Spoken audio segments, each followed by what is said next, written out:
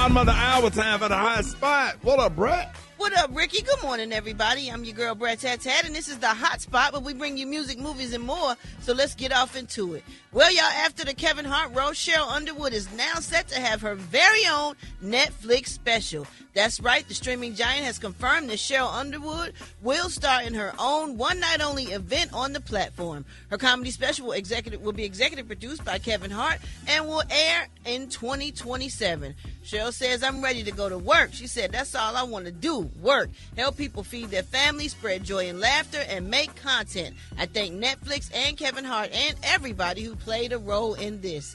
She also and we're working out our relationship since Lunell stopped texting me back. Me and Cheryl been. We ain't never made love, but we clothes burned before. Well, Lunell had to stop texting you back because she got Al now, right? Yeah. Uh-oh. But Cheryl and I can confirm on this morning show that we have clothes burned. Oh, my gosh. You are so stupid. I can't wait to hear what she got to say. She also got an upcoming book, y'all, that she's releasing and more stand-up shows on the horizon. But everything will come in time. So congratulations go out to Cheryl Underwood. Meanwhile, Lauryn Hill is finally speaking out about one of the biggest questions fans have asked her for years. Why did she step away from the music industry after creating two of hip-hop and R&B's most legendary projects? Well, now, of course, fans still consider the miseducation of Lauryn Hill and Fugees The Score to be classics. The internet has theories about why Lauryn never released another major album, mentioning things like industry pressure, lawsuits, fame, perfectionism, family life, and just creative burnout. But Lauryn actually jumped into the comments herself and she cleared some things up. She made it very clear that the assumptions being made about her were not true.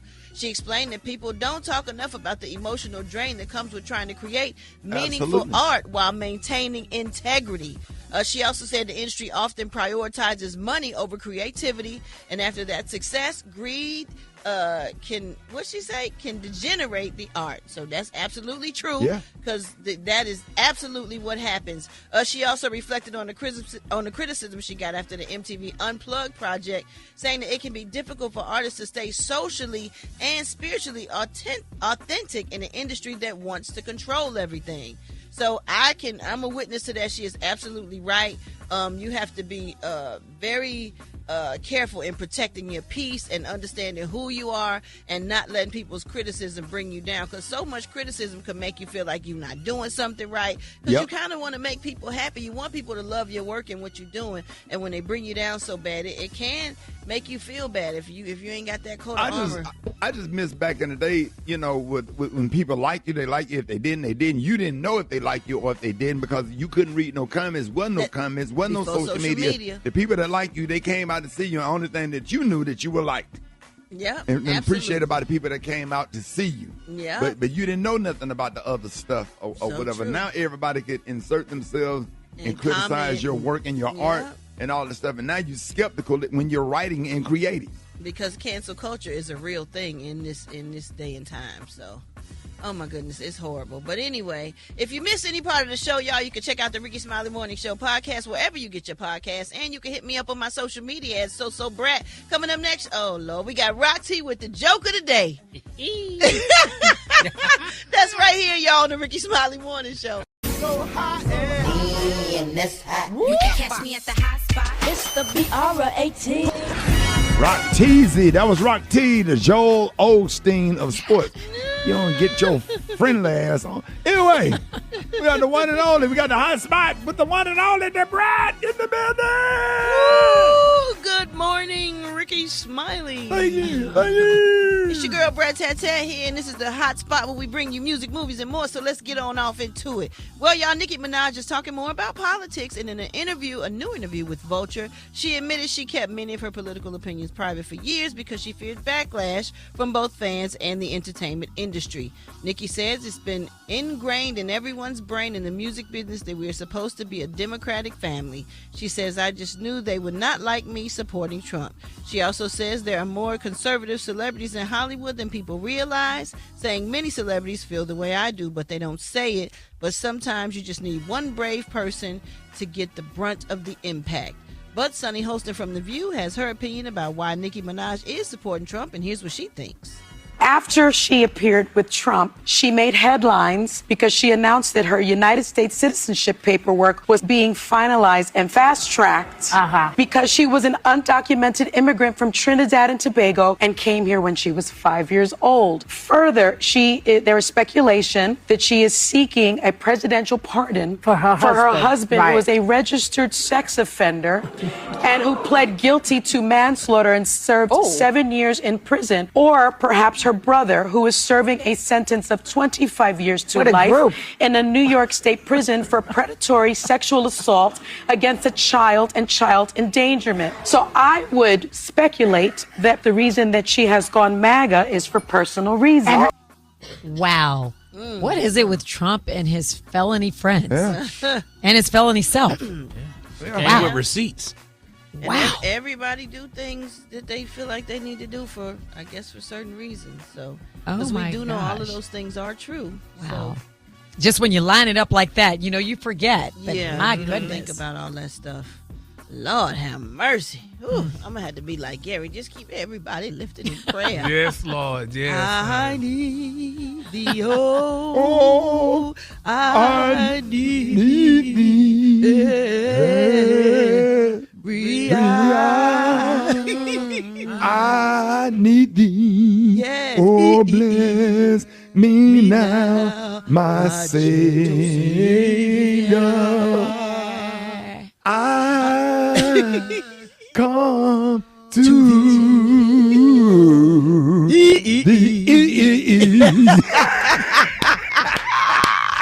Where do I work? Oh, Lord have mercy. Yes, Lord. Oh, we always got to end a song like that. We can't help it. That's them roots, boy. That's them grandmama roots. Yes. Boy, if you ain't heard E. Dewey Smith sing Pass Me Not, boy. Come on. Wait a minute. Dave, you still got it. Wait a minute. You still got it, Dave? Dave, real quick. E. Dewey Smith, my church in Atlanta. Baby. Greatest Travelers Rest, House of Hope. Baby. My pledge. Boy, look at here. I play that. Boy, let me see if we can find it. Hold on. All right. I played Dave, don't be so slow. Oh. Can you get it? Can you get it? Dave, we only have a few minutes. Oh my gosh, like we're burning the clock, dude. There you go. Orgies. Say, come on. Woo! Savior.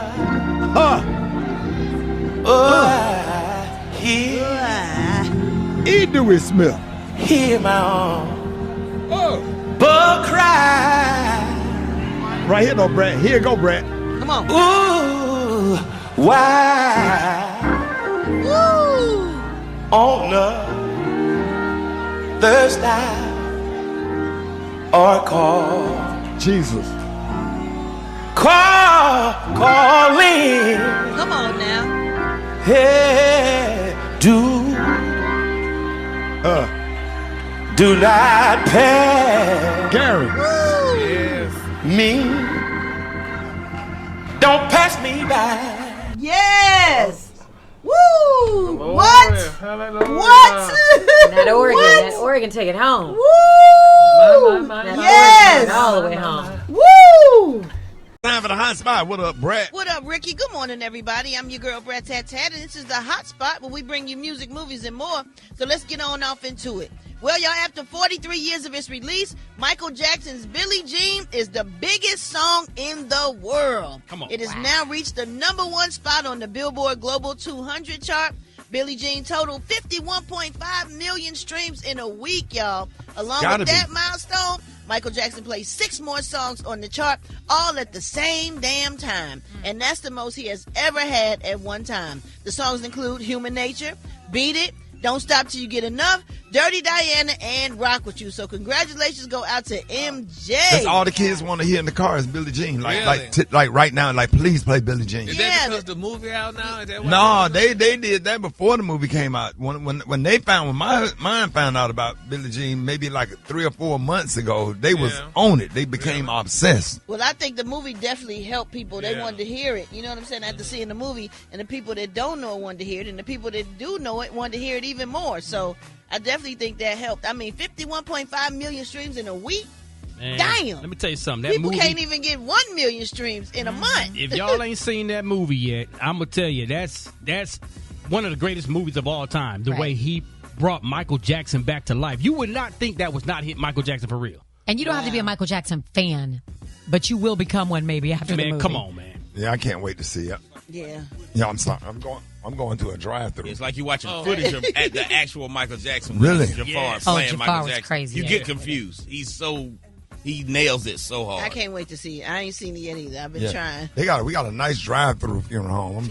I'm not funeral home. I mean, you know what, drive-through movie theater. My bad. Oh. No. I do that joke so much on stage. Drive-through movie theater. Okay. Like they have one where you have to turn to a radio station in your car so you get the surround sound. It ain't like the old school where they hook the thing in your car. You turn it on to a certain station, you can hear everything on the screen. They have a big drive-through Yeah. Oh, that's so fun. theater. I'm still finna see it. Well, y'all, if you missed any part of the show, make sure you check out the Rickey Smiley Morning Show podcast, available wherever you get your podcast. And you can hit me up on my social media at Brat. So why don't y'all hit us up with them wake-up calls at 866-9-RICKEY. That's 866-9-RICKEY. That's right here on the Rickey Smiley Morning Show. The hot spot. Drop it like it's hot. Drop it like it's hot. So hot. Me and this hot. You can catch me at the hot spot. It's the BR18. All right, 28 minutes before the top of the hour, y'all. Time for the hot spot. What up, Brat? What up, Rickey? Good morning, everybody. I'm your girl, Brat Tat Tat, and this is the Hot Spot, where we bring you music, movies, and more. So let's get on off into it. Well, y'all, the Michael Jackson biopic was back at #1 this past weekend at the movie box office, knocking The Devil Wears Prada 2 down to #2. And while the biopic is still putting in huge numbers, and Billie Jean is now the #1 song in the world, Michael Jackson's nephew, Jafar, is speaking out on the pain that he endured while filming Michael. He says that portraying his uncle really took a toll on his body. Here's what he said. It's one thing dancing in like a dancer's shoe, but to dance in loafers, especially, I have to dance in a half size down or full size down so I can break them in because it's leather, so they kind of expand over time. So the first 2 months of dancing, your feet are scrunched, and then to do the toe stand, the moonwalk, and the side, all these different moves in them, over time, it kind of caused a lot of complications with my feet. Each day was kind of different because sometimes it would go numb for 20 minutes, sometimes it would go numb for 2 hours. Man. Wow. So imagine what Michael went through. Yeah. Imagine what Michael went through. But why he had to get him a size so they smaller? could stretch, so the leather can stretch Well, with if those you- penny loafers. If you get the right size, You can't do it. You can't do it. You can't. If you get the right size, you can't get on your toes. Like ballet shoes, same thing. Oh, okay. Yeah, they have the shoes have to form to your feet so you can move Wow. and do certain stuff. That's why most of them women who dance, they got real bad toes. Yep. They got corns and Yeah. bunions and Yes. all that kind of stuff. Women Ballet. who dance for a long time, they Absolutely. have real bad feet. That's like them LeBron toes for playing basketball. Yeah. Yeah. And if y'all didn't know this, Rickey, you used to work at Tom McCann. Is that how you do that? And that's how I know that stuff. I used to sell those penny loafers, Wow. those leather penny loafers, and they do expand over time. And you guys, just so you know, I was a member of the Dallas Black Dance Theater. Oh, For real? Ballet. What, Yes. your toes bad? Your toes I bad was- up for I wasn't that good, so no, they good. You had to work them out that much. Well, y'all, if you missed any part of the show, you missed any part of the show, y'all, you can check it out on the Rickey Smiley Morning Show podcast, available wherever you get your podcast. And you can hit me up on my social media at Brat. Coming up next, y'all, we got the White Stone with the Praise Mixdown. That's next on the Rickey Smiley Morning Show. The hot spot. It's the BR18. All right, 29 before the top of the hour, y'all. It's time for the hot spot. What up, Brat? What up, Rickey? Good morning, everybody. I'm your girl, Brat Tat Tat, and this is the Hot Spot, where we bring you music, movies, and more. So let's get on off into it. Well, y'all, the BET nominations are in, and Cardi B is the most nominated artist of the night with 6 nods in categories like music, collaborations, directing, fashion, and fan-voted awards. Right now, behind her is Kendrick Lamar with 5 nominations, including Best Male Hip Hop Artist and several nods for collaborations and music videos. Mariah the Scientist also had a major showing with 5 nominations this year, and several other artists earned 4 nominations each, including Doja Cat, Clips, Tiana Taylor, Olivia Dean, and Lotto. And this year's BET Awards are also introducing a new category. Well, a couple of them, actually. It's the Fashion Vanguard Award and the Pulse Award, which focuses on fashion influence and digital culture. Now, the Fashion Vanguard nominees include trendsetters like Beyonce, Rihanna, Cardi B, Zendaya, Tiana Taylor, and Doechii again. Now, this BET Awards, they air on June 28th. So congratulations go out to all the nominees. Meanwhile, y'all, Drake dropped 3 albums over the weekend, and the Trump administration is getting in on the action. How? The White House TikTok account posted a video using the song Make Them Know. Remind me of Let 'Em Know from T.I. I had never heard it, but the title was kind of similar. That's from Drake's album titled Iceman, and they are now crowning the president, President Trump that is, as the Iceman. In the video, Trump is walking down a snowy red carpet fresh out of a chopper with reporters shouting, Iceman. And the lyrics, Iceman, baby, freeze the world, are on repeat. Now, all this ties back to ICE, which is an agency that Trump heavily endorses. Also in the TikTok, ICE agents are in action, tracking down and arresting people. Wow. And also killing people. But they really trying to nickname this man Iceman. But Brett, crazy. I didn't understand the whole Drake dropping 3 albums at one time thing. Isn't that a lot? Yeah, but he probably been in the studio ever since all of that Kendrick Lamar stuff was happening. So why hold it? I would drop it too if I had all of that. I have a question. Can he just use that on TikTok? Can it just arbitrally without, paying him? I mean, TikTok. I'm sorry. I mean, TikTok. What's wrong with you? Well, you know what? Some people have tried to sue him for using their music, so I don't know if Drake is just letting it happen because it's going to blow him up more. I really don't know, so we'll see. Well, help me, Brad, if you know. Can Mariah Carey sue Mariah the scientist for taking her name? Because that's her name. No, but she's not the only Mariah in the world. If that's her given name, she can't. There you. But that's you just read too deep into everything. When you say Mariah, I think of Mariah Carey. There's no. I mean, that's what you think of, but it's more. She wasn't the first Mariah. There's a bunch of girls named Mariah. Yeah, Gary. Before she was born. Yeah, but when you say where Mariah, she get her name from? Yeah, but when you say Mariah, I think of Mariah Carey. You think? Well, you people think of that when you hear Mariah. No, first. You can't speak with everybody. Well, and Gary, when you say Gary, we think of Gary Gnu. I don't, Gary. She's a talking about from Space Coast. I don't. She's a great artist. Boy, somebody said that was Reverend Al Sharp. Man, I said, man, y'all need to stop. Nope. If y'all missed any part of this show, you can check it out on the Rickey Smiley Morning Show podcast. Available wherever you get your podcast. And you can check me out on all my social media at Brat. Man, don't Coming do up that. next, y'all, we got Rock T with that HBC. You know who we repping today, Rock T. He don't know. He don't know. That's why he can't stop laughing. Uh-huh. Drop it like it's hot. Drop it like it's hot. So hot and that's hot. You can catch me at the hot spot. It's the BRAT. Time for the hot spot. Good morning, Brat. Good morning, Rickey. Good morning, everybody. I'm your girl, Brat Tat Tat, and this is the hot spot where we bring you music, movies, and more. So let's get on off into it. Well, Sean and Marlon Wayans are currently out promoting the 6th installment of the Scary Movie series. Now, the new Scary Movie premieres in theaters on June 5th, and while out promoting the film, they was asked about the roast of Kevin Hart and the controversial joke that comedian Tony Hinchcliffe told about George Floyd, and here's what they had to say. Trying to find the right joke is going to war. There's going to be casualties. And unfortunately, some of the jokes didn't land the way that they possibly could have. We can't have controversy every time somebody tells a joke. Every time someone tells a joke, we killing our own culture. It's 2-part. I'm 1 part comedian, 1 part black man. So, the other part of it is if you're going to go there, make sure that joke is really worth it.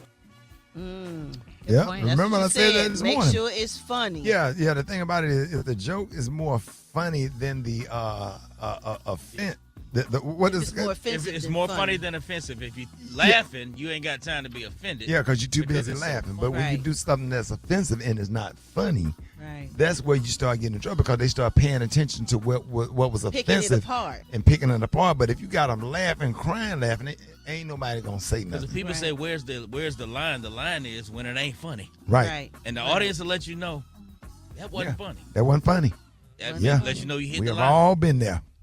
Wow. All right, y'all. Well, if you missed any part of the show today, you can check it out on the Rickey Smiley Morning Show podcast, available wherever you get your podcasts. And you can hit me up on social media at Brat. Coming up next, y'all, we got Dwight Stone with that praise mixtape.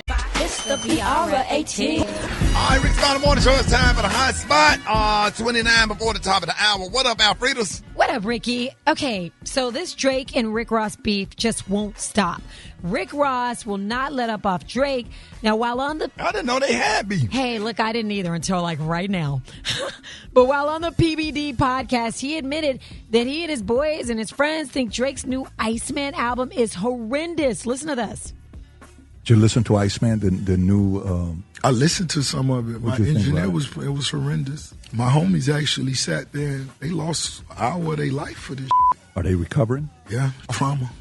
When you've been waiting after you seen people put ice blocks in the middle of places and promoted and marketed and the world knew what day it was coming out and the shit came out and really, folded. But have you personally listened to every single one of the tracks in the new album? No, I couldn't do it. I mean, Pitchfork gave it, I said it was mid. Mid meant 5. Pitchfork gave it a 4 point something. It's music people that's on my team I allow them to you could be a Drake fan if you like his music. And I had people that listened to it. By the 5th song they came out, they was like, damn, this shit whack.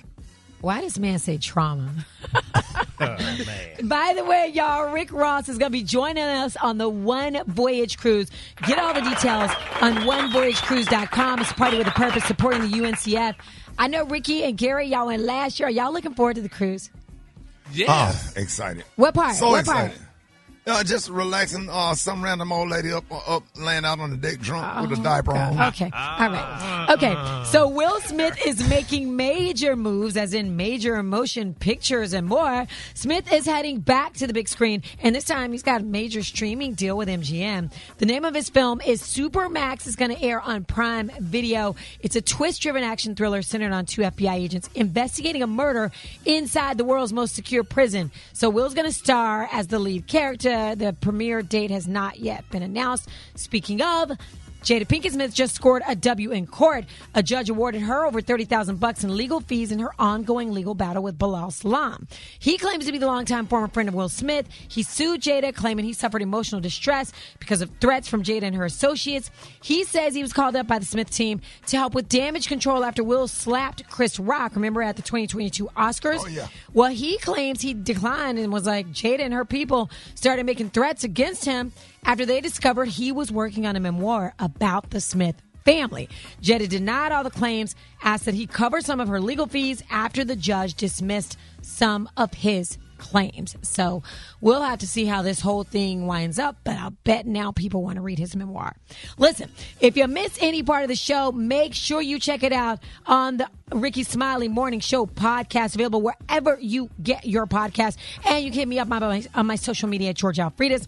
Coming up next, Special K's got the news you can't use. Okay, that's coming up on the Rickey Smiley Morning Show. Drop it like it's hot. Drop it like it's hot. So hot and that's hot. You can catch me at the hot spot. It's the BR18. All right, it's the bottom of the hour. Time for the hot spot. What up, Alfredas? What up, Ricky? So, comedian Chelsea Handler had a few things she wanted to get off her chest. She pulled up on Dion Cole's podcast and gave her honest take on Netflix's roast of Kevin Hart. Listen.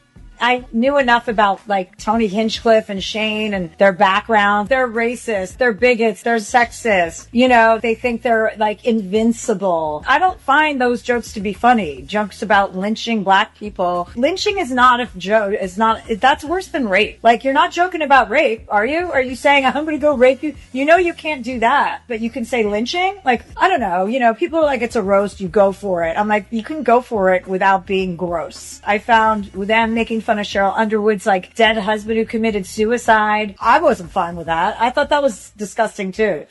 I mean, I'm so sorry. I agree with her. She's right. What do you I mean, in my opinion. Yeah, she got a point. And white people really can't make fun of lynching. Are you crazy? I don't. Yeah, and she's definitely, I like what she said, and you know, too, because with her dating a lot of African-American men, that's good that she's standing up for these people and for what Gary, was said. you had to mention that, didn't you? Of course. Of course.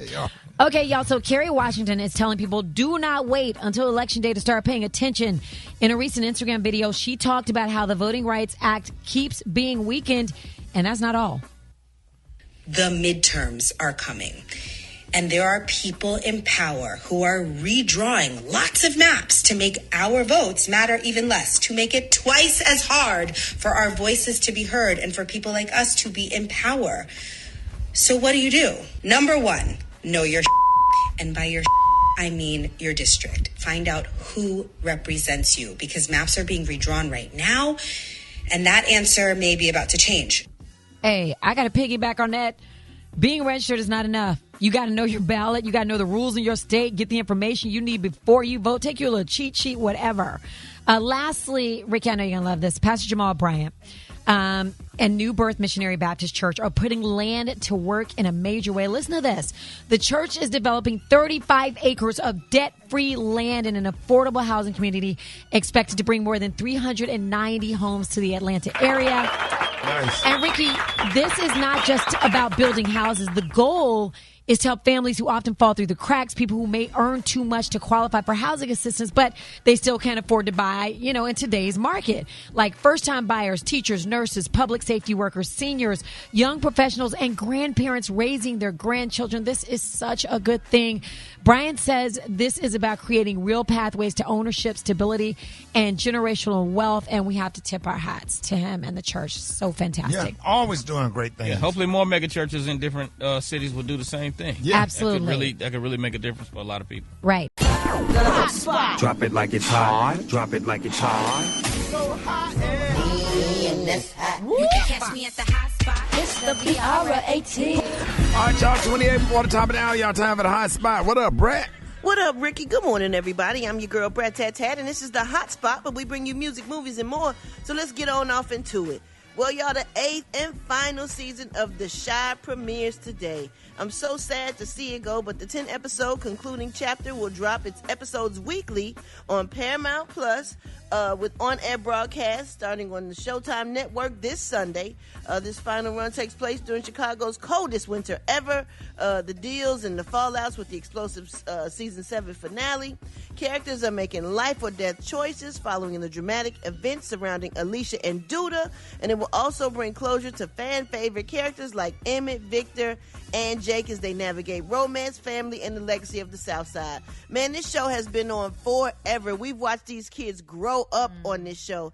It is so good. It's about my hometown, Chicago. And when I tell you they describe it to a T and everything about it was so real and so good, I want to thank Lena Waithe for giving me the opportunity to be on the show. I was on the show for two episodes for 2 separate seasons. Yes. And it was so, so good.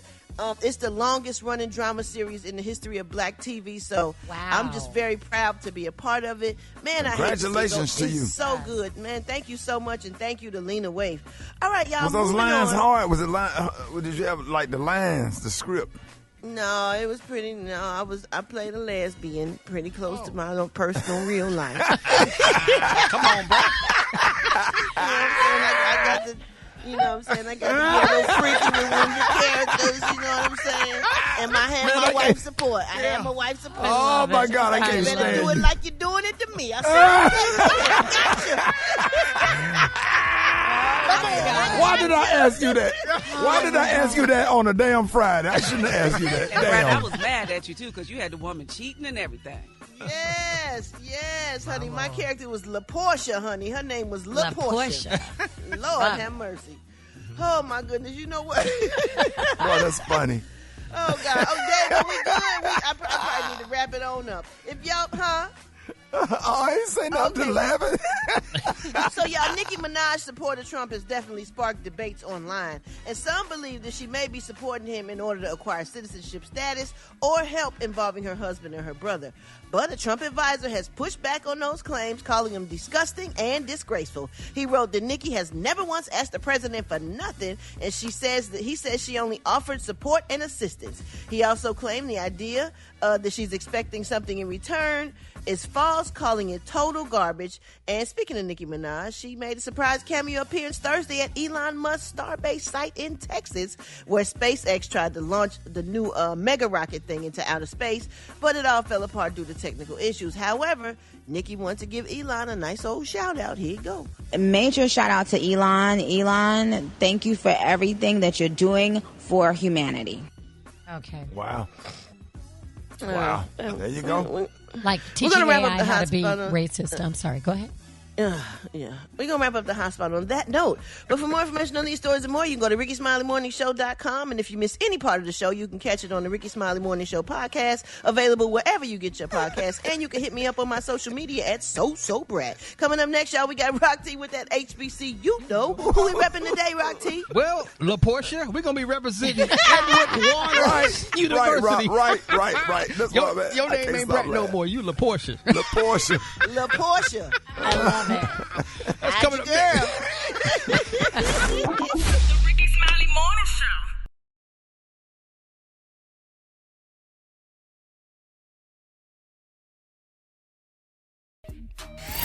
The hot spot. Drop it like it's hot. Drop it like it's hot. So hot and that's hot. You can catch me at the hot spot. It's the BR18. Good morning, everybody. I'm your girl, Brat Tat Tat, and this is the Hot Spot, where we bring you music, movies, and more. So let's get on off into it. Well, y'all, Snoop Dogg says that after seeing the Michael Jackson biopic, he is motivated as he get ready to bring his own life story to the big screen. And here's what he had to say about it. When I seen the Michael Jackson movie, that was inspiring. It was very inspiring because it was great storytelling, the cinematics, the acting, the believability in nephew becoming Mike, and performances and all of that that just was exciting to see. It was a spark. It put a spark in me. It gets you into a mode of storytelling. Like, you look at the storytelling, you look at the characters, and you look at how much you knew and how much you didn't know. One thing about me, I never looked at my highlights, so I don't really know what my life was, because I'm living life. So if I see something or hear something, I get amused by it, because it's like, damn, I did that? That was me? Because I don't watch me. I'm too busy doing me. Yep, I absolutely understand. We tend to do the same thing, man. We just keep moving in life. We forget. Because sometimes I go places and people be like, the Brat, oh my God, you this and you sold this. And I'm like, oh my God, I did do that. You know, sometimes you forget because you know, you live in life with your family and you working and all this good stuff. But I totally understand what he's saying, and I can't wait to see his biopic. It's going to be good because Snoop has been through a lot, man. It's going to be real good. All right, last but not least, y'all, speaking of Michael Jackson, many fans are outraged at Netflix over their upcoming documentary of MJ's sexual abuse allegations.